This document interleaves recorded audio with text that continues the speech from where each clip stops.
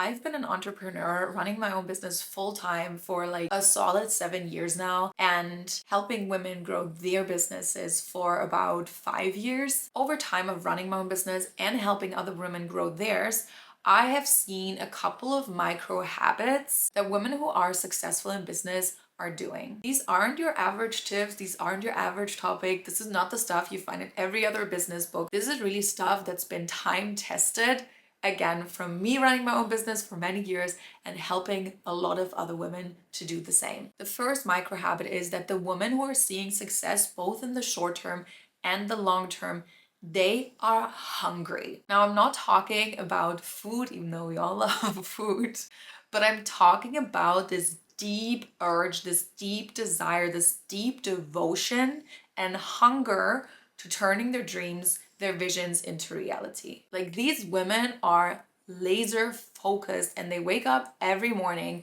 with a sense of purpose and a connection to their vision. They know that they're creating something that matters, not just to them, but to the world. And this hunger, this passion, this vision is what gets them to wake up in excitement every morning and helps them to take consistent action in their business, consistent action towards their goals. And if you're listening right now and you're like, well, that sounds great, but how do I do that? I don't feel like I wake up every morning excited, but I would say I'm somebody who's hungry. If that is you, I want to invite you to ask yourself very honestly, what makes you excited to wake up every day? What would make you so excited to wake up and devote your time to? Like, what's the reality that gets you like instantly excited and tingly in your body? Because a lot of times when we consider ourselves to be hungry and to have a vision, but we don't feel so connected to it, it's because we're not actually doing things in ways that feel good to us. So we think we have to do something to get to the result that we want,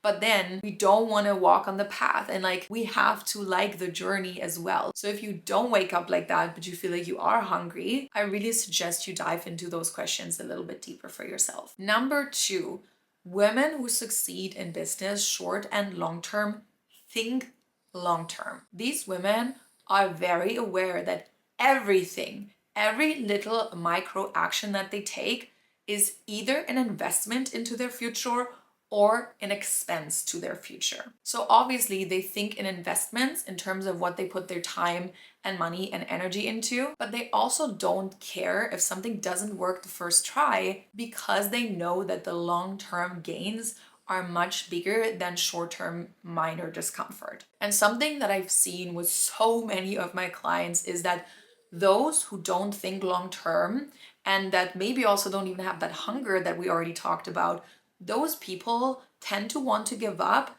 pretty quickly. They get into some sort of an identity crisis if something doesn't work right away. Whereas people who think long-term see everything as the path to their desired reality. They don't care if something fails. They don't care if something is not working. They're constantly looking to get closer to what they want, and it's just not that big of a deal to them if something fails or doesn't work right away. They know where they're going and they're going there. Number 3, they are bold and willing to take risks. The most successful women that I have met, they don't shy away from a little challenge. They don't shy away from the unknown. They run right into it. To them, taking risk is just a part of the game. And they know that being a risk taker, they're already ahead of 99% of the people. So whether it's launching something new, stepping into a new role, or saying yes to the things that make them a little bit nervous, they understand that growth happens outside the comfort zone. And here's a little pro tip from me, something that has helped me so much to embrace the unknown and to take bigger leaps in my business. It's making myself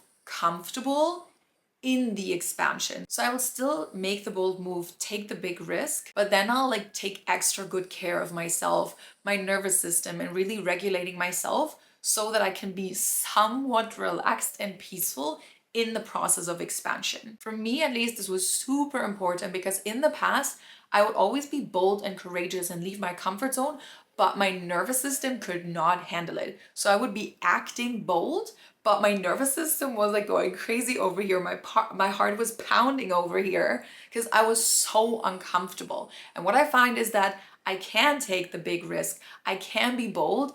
I just need to take my body on board and really make myself comfortable in the process of maybe doing something slightly uncomfortable. Number 4, the women that are successful short and long term are humble. They are dedicated to the cause, to the vision, no matter what. And they don't expect themselves to be the best at anything right away. They're humble enough to understand that they'll always be a student, and they're almost kind of excited to learn something new and get better. So again, they're not losing their minds if something doesn't work. They're like, okay, great. How can I get better at this? And then within that, they're patient and kind with themselves because they are aware that a master isn't born. It's something that you become over time. Number 5, they prioritize actual self-care. I'm not talking about bubble baths and face masks and going on a walk every now and then. I'm talking about deep inner work. Looking at the shit you don't want to look at. Looking at the stuff you don't want to admit to yourself. Acknowledging that you would like to be in a certain mindset,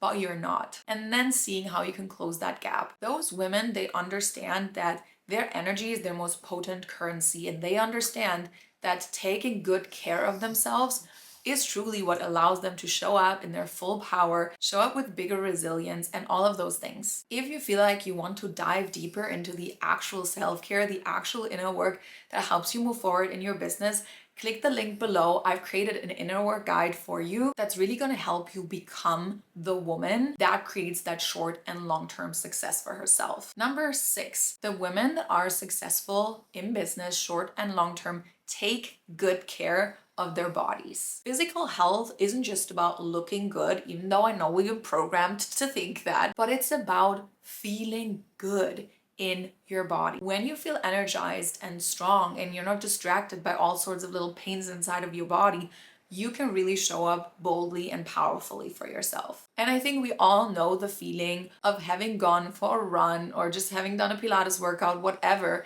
and feeling so much better afterwards. It's literally that. We just want to create a good feeling inside our bodies. And we also know, especially if we are people who are taking risks and taking bold steps, like we need to take our body on board. And as I said before, we need to take our nervous system on board. And again, we all know that feeling after workout. We just feel better. We feel more grounded. We feel more content. That is the energy we want to bring into our business. So if you want to succeed long-term specifically, this is a non-negotiable. We all know our health is the most important thing, so we better take care of it. Number 7, and this is gonna be a bit of an edgy one, but I'm here to give you the real deal. I'm here to share my experiences out of all of these years of running my own business and helping other women grow theirs. Appearance matters. The most successful women in business, they take good care of themselves. Not just internally, not just of the body, but also what they look like.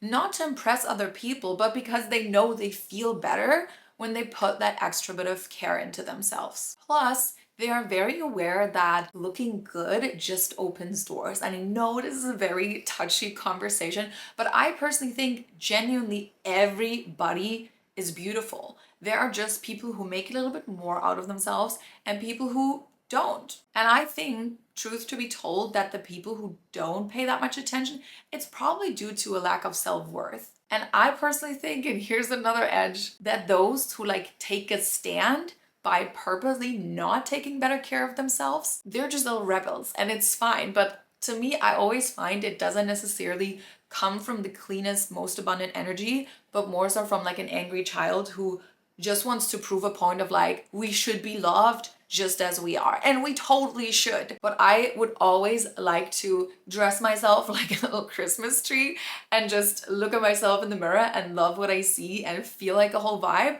than not doing that just to prove a point. Of course, we can have a whole philosophical debate on, how the world should be, how we should treat each other. And I'm sure you and I, no matter what your stance is, we would agree on a lot of those things. But I just think in the world we live in, appearances matter, they open doors, and why not take that to our advantage? Because we're all fucking beautiful. Now, going from one a little bit more edgy thing to the next, number 8, the women that are most successful short and long term in business are women that allow themselves to break the rules. Instead of following somebody else's step-by-step guide or how-to tutorial, they listen to their intuition and a vision. Sure, they might get inspired by other people, but ultimately they trust themselves to forge their own path. And I really want to encourage you here, make your own rules in your business.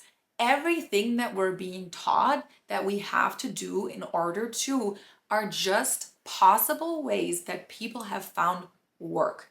It doesn't mean that there are not a billion other ways that would also work. So if you have a vision, if you have an inner knowing where you're like, I know in my knower that this is gonna make me successful or more successful, just do it. Take a risk, be bold, break the rules. We're not here to just do what's already been done 200 times and then somehow try to create a unique selling point. Trust your vision, break the rules. Number 9.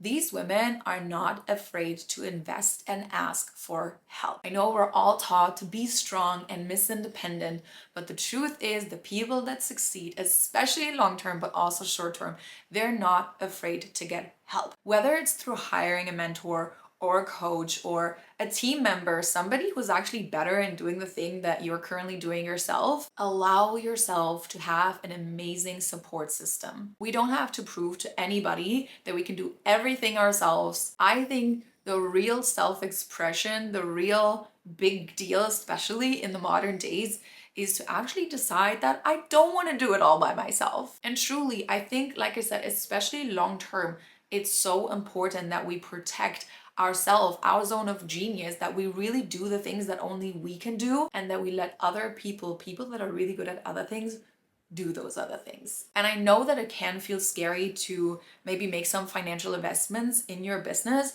if you feel like your income isn't stable yet, or it's maybe not at a place where you feel like you can outsource. But honestly, when it comes to hiring a mentor, you're investing so that you get to that place, right? So by not making the investment, you are literally saying that you're okay with just staying where you're at. And of course, I'm not saying to just blindly invest in anybody, but if there's a mentor out there, if there's a program out there that you feel called to, that you know is going to help you grow your business, is it really a risk? Or is it an investment? And it's the same for investing in team members. And by the way, what I have found is that a lot of the support that we think, oh, but I can't afford it, it's just a story, because a lot of things aren't even that expensive. There's like either a tool that can do it for you or a person that can do it for you for like a decent amount of money. So if I were you and you were sort of afraid to make those investments and getting help, I would invite you to really think about what it costs you not to be making that investment, and to drop the story that, oh, I'm not there where I can afford this and that support, and ask yourself, but how could I? When I started my business, I think it was literally the day that I registered my business,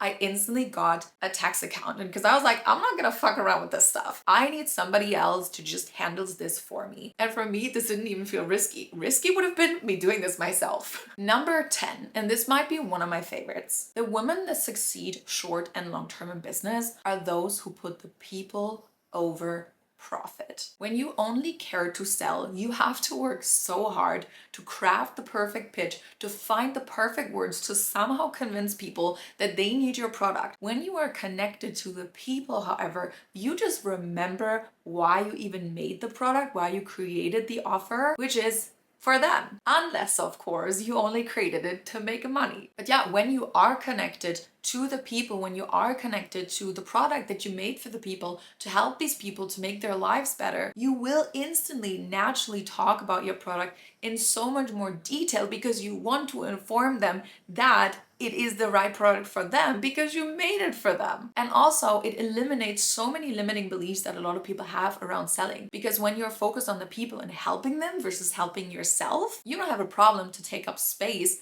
talking about your product, because it's literally just a service to inform people that you have the product, the solution to the problem that they want to solve. And aside from how this optimizes sales in a way, I think this also has a lot to do with fulfillment, that especially if we're talking long-term success in business, we have to talk fulfillment. Because yes, you can grow your business in a certain way over like 1 or 2 years or a couple of years even, and make it work on paper, but does it really work for you if you don't love it, if it doesn't give you a sense of fulfillment, if you don't love the business and you're continuously excited to pour your heart and soul into it? So there you have it. 10 micro habits of the most successful women in business, short and long term. And I'm so curious, Which one stood out to you the most? What is something that you're like, yeah, I could really do better when it comes to that. I'm committing myself right now to change that for myself for more short and long-term success in my business. Put it in the comments below and let's build a world where women thrive